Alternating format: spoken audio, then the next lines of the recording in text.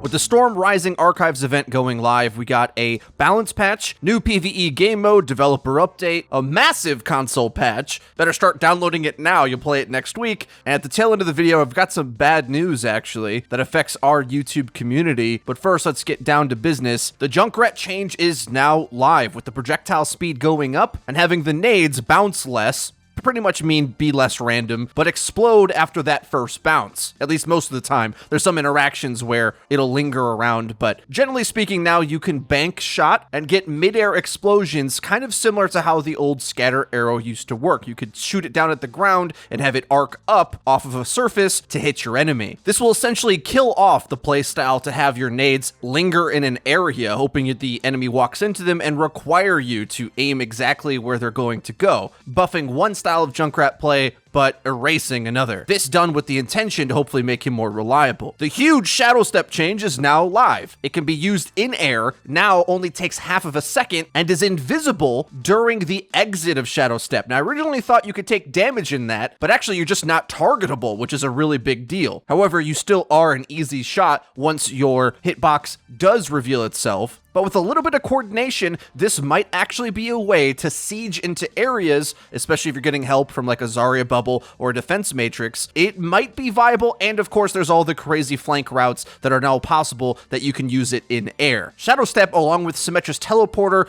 both got a quality of life change where the railings and other breakable objects no longer block the teleporter placement, as well as overall there's like a targeting fix to make it a bit more intelligent. You can now set your hero pose to random, and there's an option to set your profile not public, not private, but only that your current group can view it. This will help you guys out who are trying to use LFG, but when you play with randoms, don't want your profile public. I've tried playing with both versions, and my conclusion is your teammates are more likely to tilt if you have a private profile, so I say just make that thing public, but that's just one man's opinion. Now, along with the new patch, you console players got hit really hard with this with a 25 gigabyte update. Massive. Play Overwatch actually clarified this and said this patch features a remaster that impacts players on console. Benefits to this remaster is load time performance improvements, optimizations for memory-constrained systems, numerous bug fixes across many maps, and data format changes to support future content. Worth. So that's basically what they mean when they say a remaster, getting all the infrastructure to just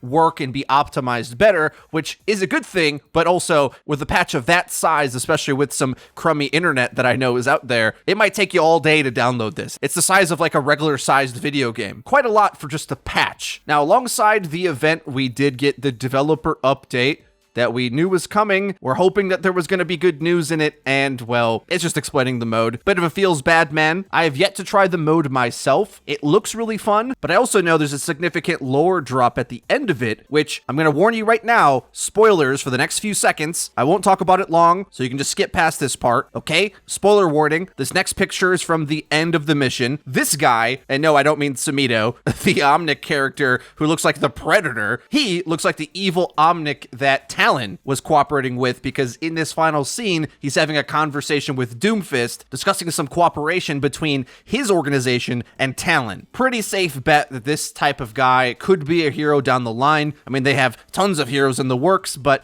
introducing a new big bad, Talon always needs more characters in the game to balance out how many good guys and neutral guys that there are. And right now, where this point of the story is turning is leading us into what I think would be the cause of the Omnic uprising. Like, this guy seems to be kind of behind it. He looks like one of the evil Omnics, and maybe he's to blame for all of the AI going evil. Okay, that's everything for the new event. Now on to some unfortunate YouTube news. I'm sure many of you are familiar with the YouTuber FreshNuts. He makes compilation montage videos of the biggest streamer clips of the day. There's a lot of these Twitch compilation channels on YouTube, and many people have mixed opinions on them. I'll give you mine in a little bit. But what the YouTuber tweeted out today is that YouTube reviewed his channel and is demonetizing him, which is a really big deal for YouTubers. I mean, he uploads daily and says on Twitter, this will probably mean he'll have to focus on other things, although he'll still try to upload. And I assume this is related with Article 13, which is new legislation that YouTube has to operate around, which strengthens Aspen's copyright on the internet, so much so that these legally gray channels are now sort of in the red, so to speak. And now's where I get into my opinion. The thing is, although on one hand, you might say it's unfair for somebody to go and fish through all the top clips of the day, put them together into a video, and then upload it like it's their own. On the other hand, it's a public good that everyone can consume, everybody likes, helps the community in many ways if he credits all the streamers he uses.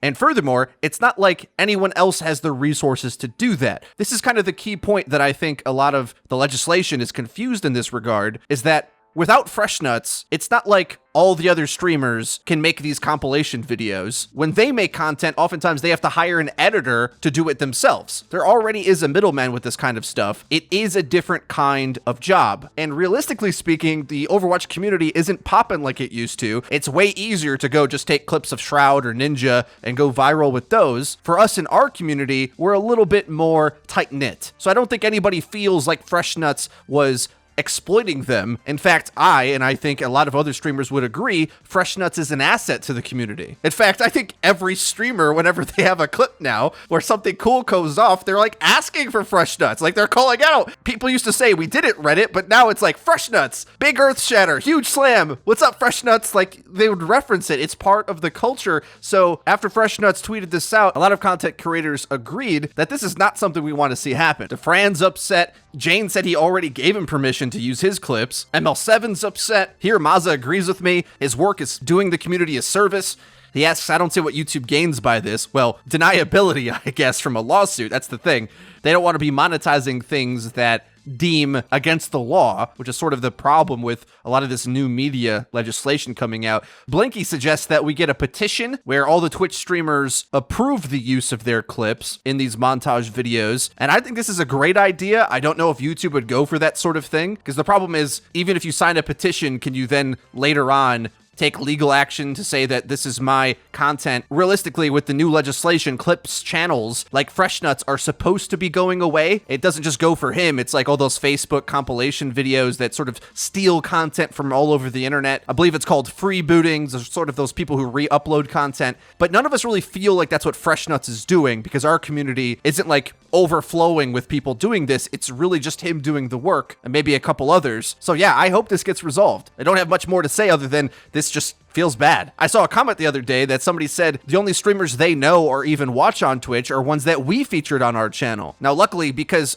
the videos we make here are more transformative, they're not just clip-based, we legally have a standing anyway, but if any streamer was ever upset that we use their content, we would try to work it out with them anyway. But it's never a problem because all of us understand that we're in a community together, and we all benefit from cooperation rather than a miserly attitude that makes more sense in corporate business culture. New media content creators, we don't really think that way. At least I don't know any who do. We'll see how this story resolves. We'll try to keep you updated if anything comes out, but YouTube's pretty hard and fast with their rules. FreshNuts can't monetize for a whole month, meaning he's probably going to upload less, and even then he has to reapply for a partnership with YouTube to get his videos monetized again, and unless they reconsider the parameters, the format of his videos is what I'm assuming the problem is in the first place. But we'll see if the Overwatch community can intervene and get our FreshNuts back. Last story for the day, Chengdu Hunters issued an apology and disciplinary action against one of their players. And when I saw this, I'm thinking, whoa, this has got to be some heavy stuff. This is what they say. Regarding Yang Xiaolong's unwarranted remarks in-game,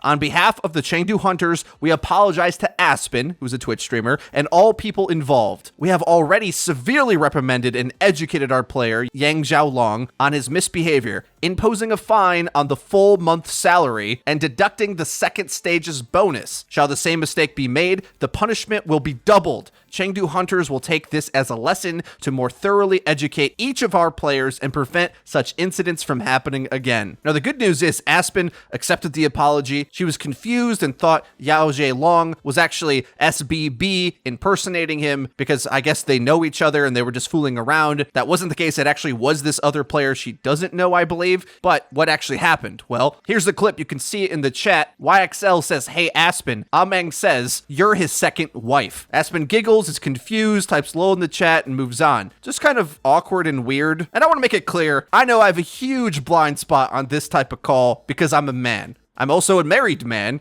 been married for quite a long time, so I know girls feel completely different about their space being invaded and men making advances on them, so I don't mean to belittle this in any way. So if I'm wrong on this, you ladies let me know in the comment section down below. This is way out of line. But from where I'm sitting, this looks to me like a high school crush or sort of a cute thing you say to a girl you like. Is this illegal now? The rules keep changing and I keep getting older and they keep getting harsher and harsher, so I actually don't know. From where I'm sitting, this seems completely mundane. And thanks to Mazza who sent me this clip on Twitter. You know, he agrees a month's salary? The punishment doesn't seem to fit the crime with this, but maybe it is indeed because Aspen is underage, so they don't want to remind everybody of the Dream Casper situation, maybe just the inappropriate angle, but I also know that Asian cultures take this kind of stuff really seriously. YXL is a Chinese player. I'm not that familiar with their culture. I know in Korea, the idols or pop stars there aren't even allowed to date, and it's an extreme drama if anybody's even hinted at dating. So I'm really not sure what to make of this,